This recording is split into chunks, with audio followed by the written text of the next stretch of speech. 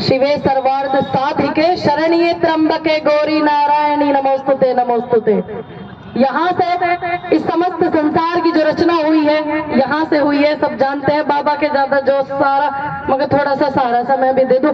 सम्मानित मंच और मंच पर बैठे यहाँ पर मेरे बुजुर्ग, मेरे नौजवान साथी, हमारे आंदोलन के साथी, इस आंदोलन को नेतृत्व देने वाले टीकम नागर जी, उनकी समस्त टीम, बबली जी, डॉक्टर बबली नागर लगाऊं भाटी में कंफ्यूज हो जाती हूँ, यही कर देते हैं, गुजर बोल रहे हैं। हमारे बड़े भाई जो ग्रेटर नोएडा अथॉरिटी पे जो धरना हुआ काफी समय तक बड़े भाई ने चलाया, डॉक्टर रुपेश जी ने, यहाँ पर इस आंदोलन को धार देने का काम करने वाले हमारे सभी बुजुर्ग, हमारे बाबा जी, तमाम महिलाएं, मैं धन्यवाद करती हूँ कि आजकल देखती हूँ, पहले ऐसा होता था कि ये औरतें कहीं दिखे करे कम दिखे करे, लेकिन आजकल क्या है पूरी संख्या में दिखती हैं। आप सभी का बहुत धन्यवाद कि आप रोटी बना करके बच्चों को स्कूल भेज करके आंदोलन में बड़ा योगदान, आपकी हिस्सेदारी रहती है।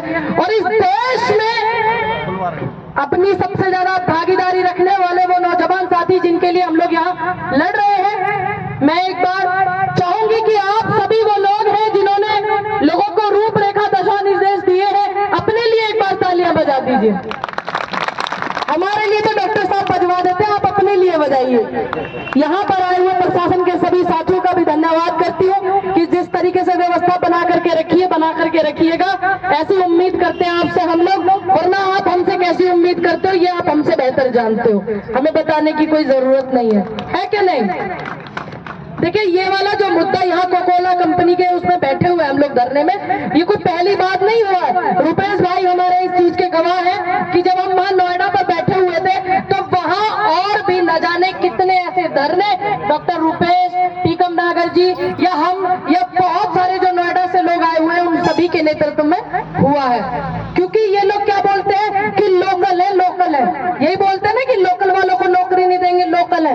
और एक बड़े भाई हमारे आज आए नहीं है, वो लोकल की पूरी परिभाषा बताते।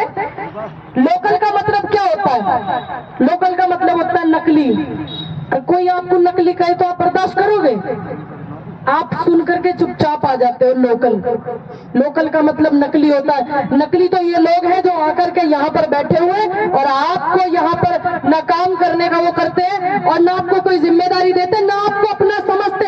ये जो फैक्ट्री बनी हुई है यहाँ पर कम दामों में ली गई थी कि हम यहाँ के नौजवानों को रोजगार देंगे, ऐसा ही है या नहीं? लेकिन अब क्या हो रहा है? अब ये लोग तुम्हारे साथ में वही तानाशाही कर रहे हैं जो ये हमेशा से इस देश के अन्नदाता के साथ में करते हैं और उनकी औलादों के साथ में करते हैं। क्योंकि यहाँ पर गृह मंत्री का बेटा या राजनाथ जी का बेटा नौकरी करने नहीं आएगा, ना उन्हें जरूरत है। यहाँ आपके और हमारे अपने भाई, अपने साथी, आपकी अपनी औलादें यहाँ पर करने के लिए आएंगी। और मेरा निवेदन है जो जो गाँव यहाँ पर प्रभावित है उनको ज्यादा से ज्यादा संख्या में निकालें, जरूरी है। क्योंकि ये जो यहाँ धरने पर बैठे हुए लोग हैं ये अपने लिए नहीं लड़ रहे हैं। टीकम नागर जी, आप अपने लड़के की नौकरी लगवाओगे क्या कोकोला में?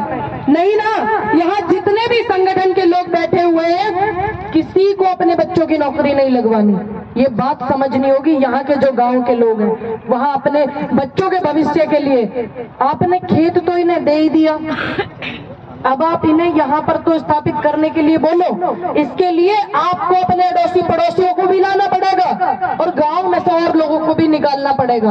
क्योंकि अगर आपने गांव में से नहीं निकाला तो ये लोग कह देंगे कि बाहर के लोग हैं। इनकी तो जुबान हिल जा है ना, ये कह देंगे बाहर के लोग हैं, यहाँ के लोकल लोगों की समस्या ही नहीं है। क्योंकि ये लोग झूठ इतनी सफाई से बोल देते हैं जैसे हमारे प्रधानमंत्री ये कह करके आए थे विदेश में कि 200 करोड़ की जनता ने मुझे बहुमत से जिताया, और जबकि भारत की जो आबादी है 135-40 करोड़ है। तो इतनी सफाई से ये लोग झूठ बोलने का काम करते हैं और झूठ ये बोल पाते हैं बेहतर, ये कला है।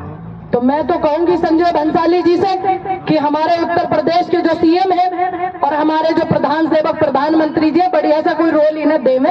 क्योंकि जो अभिनेता हम उसकी भी कदर करते हैं। हिंदुस्तान में हर एक व्यक्ति की कदर की जाती है, चाहे कोई अभिनेता हो चाहे नेता हो। तो हम भी मानते हैं इनके अंदर कला झूठ बोलने की बेहतर है। लेकिन एक बात और मैं बता दूं यहाँ प्रशासन के रैलाइयों के लोगों को कि ये मत सोचना ये सैकड़ों की संख्या में लोग हैं। हाँ जी बोलो।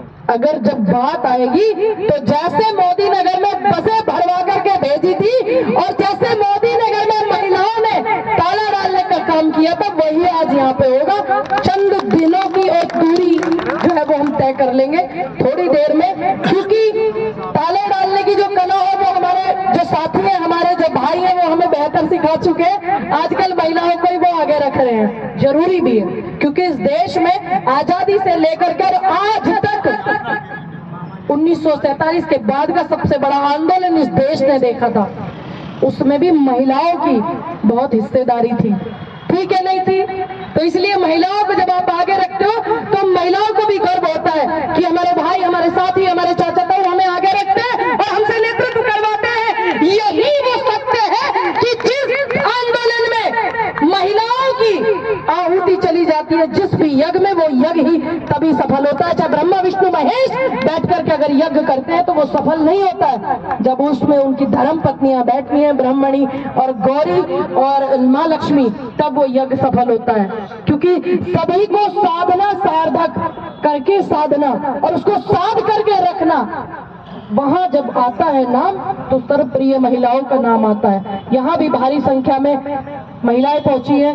और रही बात भैया ताला लगाने की, ताला तो खैर लगाई देंगे। अगर ये लोग बात नहीं करना चाहते तो ये ध्यान रखना, आपको हर नियम के अनुसार, हर कायदे के अनुसार आपको आंदोलन करने का भी अधिकार है और आपको तालाबंदी करने का भी अधिकार है। ये सिर्फ डराने का काम करते हैं, क्योंकि जहां बेटियों के बलात्कार होते, मुझे गर्व होता है ये मेरे भाई सामने बैठे हुए, ये वहां पर होते। एक दरोगा बहन थी, उसका बलात्कार हुआ, ये वहां पर नहीं गए। हमें इस बात का दुख होता है, क्योंकि आज ओपीएस की मैं बात करूं, ओल्ड पेंशन की अगर मैं बात करूं, जब आपकी पेंशन की बात आएगी तो हम जैसे लोग खड़े होंगे, कोई गृह मंत्री या उत्तर प्रदेश के मुख्यमंत्री खड़े नहीं होंगे। ये दावा करके जाती हूं मैं इस मंच पर कि हम